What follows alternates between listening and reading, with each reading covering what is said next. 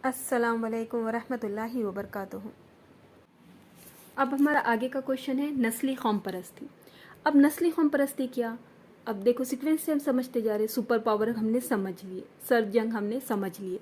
सर्द जंग किसके और अमेरिका और श्वेत रूस के दरमियान हुई।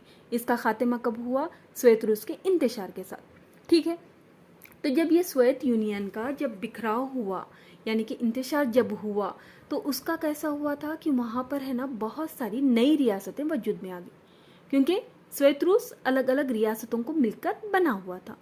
और वहाँ पर कैसा था, अलग अलग नस्ली ग्रोह आबाद थे। और इनमें कैसा हो गया था कि हमको अब अपनी एक आज़ाद हुकूमत होना है, इलाका होना है, ये उनकी डिमांड बढ़ने लगी।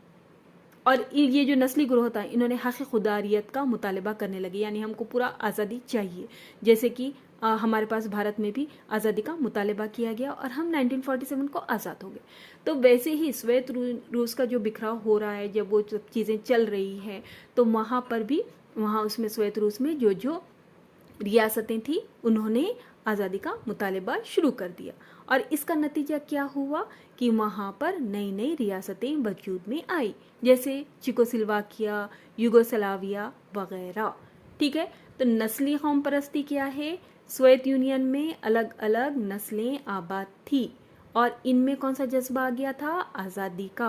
और उनका मुतालबा क्या था? आज़ाद मुल्क, आज़ाद उनका इलाका। और बाद में क्या हो गया, उनको मिल गया, नई नई रियासतें वजूद में आ गई। समझे? इसको आसानी से आप लोग लिख सकते, बस थोड़ा सा अच्छे से समझो। हाँ, और फिर उसको लर्न कर लो। अब हमारा नेक्स्ट वाला है, देखो वाहिद खुतबियत। बहुत आसान है। खुतुब नुमा जो खुतुब होता है ना, जिसके तरफ एक डायरेक्शन के जैसा, तो वाहिद खुतबियत की यानी कि कैसा था कि एक ही सुपर पावर, हमने देखे दो सुपर पावर थे, लेकिन अब सोवियत रूस वो तो बिखर चुका है, तो जाहिर सी बात है उसका पावर ख़त्म हो गया। और अब दुनिया का कौन बन गया है सुपर पावर? अमेरिका। और इसको क्या बोलते हैं? वाहिद खुतबियत कहा जाता है। और देखो, हाँ यहाँ पर याद रखो, कभी आप लोगों को है ना सुपर पावर और वाहिद खुतबियत इनमें आपस में बाहमी ताल्लुक़ बताइए, ये क्वेश्चन आ सकता है। और इसी तरह से है ना, ये अलग अलग जो पॉइंट्स हैं इनमें दोनों में से मिला के ऐसा आ सकता। तो हम जो भी आपको एक्सप्लेन कर रहे हैं, आपके पास जो भी नोट्स है, यहाँ पर जो भी वर्ड्स आ रहे, मतलब जो हेडिंग्स आ रहे, तो जब दो हेडिंग आ रहे हैं जैसे कि सोवियत रूस का बिखराव और नस्ली कौम परस्ती, बाहमी ताल्लुक़ में आप ये लिख ले सकते। तो ये यहाँ के देखो समझते हुए करो, ये मेन हेडिंग्स जो है वो याद रखो। एग्जाम में जहाँ पर भी ऐसे हेडिंग्स दिखे, कुछ याद नहीं रहा, हमने जो भी यहाँ पर एक्सप्लेन करे इसमें कि आपको दो तीन अल्फाज, दो तीन लाइन भी कुछ याद आ रहे तो उसको लिख लो। अब आते हैं, हमारा जो है नेक्स्ट वाला पॉइंट है न्यू वर्ल्ड ऑर्डर। तो अब ये क्या था? नया वर्ल्ड ऑर्डर क्या था? तो जो सोवियत रूस का जो बिखराव हुआ था तो उसमें जो अमेरिका की बालादस्ती और क़यादत को क्या हो गई थी, एक आलमी पहचान बन गई थी। यानी अब सबने मान लिया था कि अमेरिका सुपर पावर है। और इस सिचुएशन को क्या कहा जाता है? New world order. ये आपको ऑब्जेक्टिव में आ सकता है। अब है उसके बाद वाला हमारा नेक्स्ट पॉइंट है आज़ाद ख्याल जमहूरियत। अब आज़ाद ख्याल जमहूरियत किसे कहेंगे? जमहूरियत आपने तो पता ही है, हम जमहूरी मुल्क में रहते हैं, यहाँ पर किसको आज़ादी होती है? हम लोगों को, यानी कि शहरियों को। तो जमहूरियत में क्या होता है, कौन सा नज़रिया ज़्यादा इंपॉर्टेंट रखता है? शख्सी आज़ादी को ये अहमियत देता है। और इसकी खुसूसियत क्या होती है? आम हक़ राय दहिंदगी, यानी वोट देने का हक़। देखो ये आसानी से है, हाँ ये भी बहुत सिंपल है, क्योंकि हम जमहूरी मुल्क में रहते हैं, सब चीज़ हम खुद क्या कहेंगे, एक्सपीरियंस किए वाला है इनको, कि हमको आज़ादी भी है, हमको वोट देने का हक़ भी है। फिर उसके बाद कैसे होते हैं इंतखाबात जो होते हैं, इलेक्शन जो होते हैं, वो कैसे रहते हैं? आज़ादाना होते हैं, मुनसिफाना होते हैं। हर पार्टी को इसमें हिस्सा लेने का, इलेक्शन में ठहरने का हक़ हासिल होता है। फिर क़ानून होता है, क़ानून के तहत सब चीज़ें होती है। तो इसको क्या कहेंगे? आज़ाद ख्याल जमहूरियत। तो हमारे लेसन का नाम क्या है कि 1990 के बाद से दुनिया कैसे चेंजेस आ रहे, ये लेसन में है। तो सबसे पहले हमने देखे सरजंग, फिर हम देख रहे कि ये वाहिद खुतबियत, फिर ये नस्ली कौम परस्ती, ये सब कब हो रहा है? 1990 के बाद। तो आज़ाद ख्याल जमहूरियत का भी नज़रिया कब वजूद में आया? 1990 के बाद इसको ज़्यादा फ़रोग़ हासिल हुआ। ठीक है, तो ये वाला भी आप लोगों को समझ गया होगा, उम्मीद है। अब इसको भी आप लोग अच्छे से लर्न कर लो। हाँ, तो हमारा आगे वाला है देखो सॉफ्ट पावर, हार्ड पावर। तो सॉफ्ट पावर और हार्ड पावर में आप लोगों को क्वेश्चन आ सकता है 4 नंबर के लिए भी। ये जो भी बता रहे हैं हम, जो भी नोट्स डाले हैं, कितने भी नंबर के लिए आए, आप ये पूरे पॉइंट्स इसमें के लिख लेना। कितना भी हो इंशाल्लाह आपके अच्छे मार्क्स हो जाएंगे। तो देखो सॉफ्ट पावर ये नजरिया सबसे पहले किसने पेश किया? तो जोसेफ नाय ने, इन्होंने पेश की। अब सॉफ्ट पावर का मतलब क्या है? तो इसमें क्या है? वो काबिलियत है जिसके जरिए से क्या करने का है? अपने मकसद को हासिल करना है। यानी देखो इसमें क्या करना है? अपना मकसद हासिल करना है, लेकिन कैसे? नरमी के साथ, किसी के ऊपर भी ज्यादती नहीं करने का, किसी के साथ एग्रेशन नहीं इसमें, बल्कि क्या करना है? उनको मजबूरी के बजाय एक कशिश, उनको अट्रैक्ट करना है और अपने मकसद को हासिल करने की सलाहियत। इसको क्या बोलेंगे? Soft power. नाम से ही समझ में आ जाता है कि यहाँ पर ताकत का इस्तेमाल नहीं, यहाँ पर नरमी का इस्तेमाल और कशिश पैदा करके उनको अपने मकसद हासिल करने के लिए अपने तरफ राग़िब करना। अब उसका अपोजिट आएगा हार्ड पावर। हार्ड पावर का भी नजरिया जोसेफ नाय ने ही पेश किया है।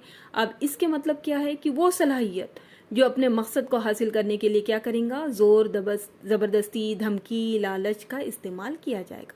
है ना आसान? सॉफ्ट पावर नरमी, हार्ड पावर सख्ती। अब उसके बाद वाला हमारा नेक्स्ट है इंसान दोस्त मदाखिलत। और ये भी आपको आ सकता है, वजूहात में आए या नोट में, मतलब मीन्स 4 नंबर के उसमें आए, 5 नंबर के उसमें आए, या फिर आप लोगों को बाहमी ताल्लुक़ में अगर आ जाता है कि अलग अलग उसमें इंसान दोस्त मदाखिलत के बारे में जो भी कहीं पर भी आए तो आप ये पॉइंट लिख लेना। तो अब इंसान दोस्त मदाखिलत क्या है? तो अब कैसा हुआ था? श्वेत रूस हमने देखे, उसका बिखराव हुआ था। बिखराव होने के बाद वहाँ पर नस्ली कौम परस्ती वजूद में आई, वहाँ आज़ादी का मुतालबा हुआ। तो वो जो रियासतें आज़ाद हुई, आज़ाद मुल्क बनी, तो उनका बनने का मामला भी आसानी का नहीं था। यानी कि यूं उन्होंने डिमांड किया और उनको ऐसी आज़ादी मिल गई, ऐसा नहीं था। जैसे हमारे मुल्क को भी आज़ादी आसानी से मिली क्या? नहीं, बल्कि बहुत सारी कुर्बानियाँ देनी पड़ी, बहुत स्ट्रगल करना पड़ा। तो सेम सिचुएशन यहाँ पर भी रही है। तो उस टाइम पे कैसा हो रहा था? नई रियासतें वजूद में आ रही थी ना, तो वहाँ पर बहुत ज़्यादा क्या कहेंगे, फसादात हो रहे थे, खून रेजी हो रही थी, लोगों को मारा जा रहा था। तो उस वक्त 1990 की दहाई में अक़वाम मुत्तहिदा एक आलमी तंजीम है, इन्होंने क्या किए? जंग के ख़ात्मे के लिए, मुस्तक़बिल में होने वाली जंगों को रोकने के लिए, जो ऐसे इलाके नए नए आज़ाद हो रहे हैं वहाँ के लोगों के हुकूक़ के तहफ़्फ़ुज़ के लिए जो भी इक़दामात उठाए, उसको क्या बोलेंगे? इंसान दोस्त मदाखिलत। दोस्त पे से समझ जाना। देखो हम आपको बार बार बोल रहे कि जो हेडिंग्स है उस पे से आप उसके मायने समझ सकते हैं, और 2 लाइन क्यों नहीं हो आप लिख सकते हैं। है आप में अल्हम्दुलिल्लाह से वो काबिलियत है। तो देखो दोस्त आ रहा है तो दोस्त तो कैसा होता है कि साथ देने वाला। यहाँ दुश्मन दिया है क्या? नहीं। तो यहाँ दोस्त है तो दोस्त साथ देता है, कब देता है? मुश्किल घड़ी में देता है। तो यहाँ पर भी कब हो रहा है? 1990 की दहाई के बाद, सोवियत रूस के इंतशार के बाद, नई रियासतों के वजूद में जो मसले पैदा हो रहे थे, वहाँ पर एक नाम याद रखो बस, अक़वाम मुत्तहिदा, इन्होंने वहाँ अमन कायम करने की कोशिश की। इसलिए इसको इंसान दोस्त मदाखिलत कहा जाता है, सुनहरा दौर भी कहा जाता है 1990 की दहाई को। अब है देखो इसी से रिलेटेड है अक़वाम मुत्तहिदा की अमन फ़ौज। अब यहाँ ये वजूहात में आपको क्वेश्चन आ सकता है कि अक़वाम मुत्तहिदा की अमन फ़ौज है। तो देखो हमने देखे अभी पहला वाला जो आंसर देखे कि इंसान दोस्त मदाखिलत कर रहा है, दूसरे मुल्क में जा रहा है, तो जाहिर सी बात है फ़ौज लगेंगी ना, वो ऐसे ही थोड़ी ना चले जाएंगे। तो अब ये जो फ़ौज है, तो अक़वाम मुत्तहिदा के पास है क्या ये फ़ौज? नहीं, बल्कि उसके अक़वाम मुत्तहिदा के जो भी मेंबर ममालिक है वो लोग अपनी फ़ौज वहाँ पर भेजते हैं, अमन दस्ते बनाते हैं, और ये फ़ौज जाकर वहाँ पर अमन कायम करने का काम करती है। तो इसको बोलेंगे कि अक़वाम मुत्तहिदा की जो अमन फ़ौज है वो अलग अलग मेंबर ममालिक के सिपाही इसमें शामिल है। तो ठीक है, ये समझ में आ गया ना ये 4 point? Soft power, hard power, इंसान दोस्त मदाखिलत और अक़वाम मुत्तहिदा की फ़ौज। अस्सलाम वालेकुम वरहमतुल्लाहि वबरकातुहू।